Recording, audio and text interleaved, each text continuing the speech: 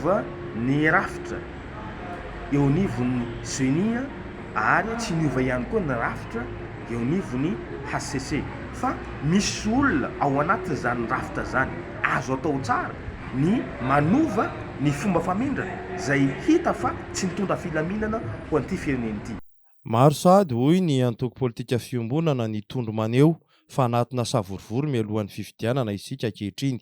Efa nanaitra foana zany zahay mahakasika ny tokony hijerena akaiky ny processus électoral io. Hitantsika zao fa amin'ny fifidianana fisombavam-bahoaka ty dia voalohany indrindra misy ireo fanenjehana candidat zay manjotraka an'izany taratasy filatsaham-pifidiana zany eny anivon'ny distrika.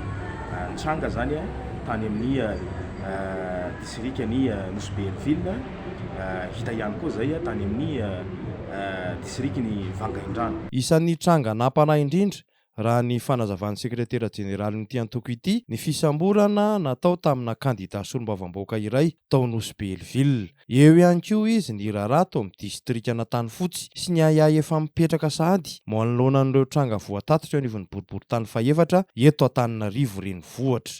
Hitantsika fa mitalaina ihany koa sombavavam-bahoaka anankiray zay ho candidat ao amin'ny distrikany Tanyfotsy fa hatramin'izao dia mbola mananotsarotra ho azy ary tsy mbola nahazo an'ilay état de sans hospice ary nametraka moa zany fitarainana teny anivon'ny Senia ary andrasana ny vokan'izay fitarainana zay zany.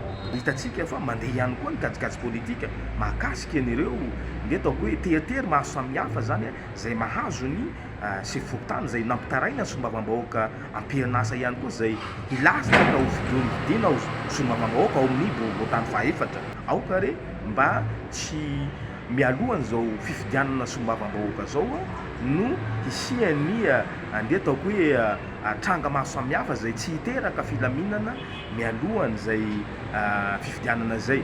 Miantso ny fitondram-panjakana ny Senia ny HCC noho izany ity antoko ity mba tena hiandany amin'ny fahamarinana tokoa ao anatin'izao toetra raha izao.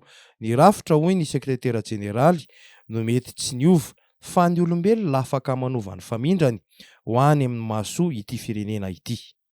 Mba hijoro ao anatin'izay fahamarinana zay satria zay fahamarinana zay ihany no ahafahantsika misoroka ny olana maro samihafa zany ary ny fahamarinana koa dia nge ataoko hoe mampisandratra firenena.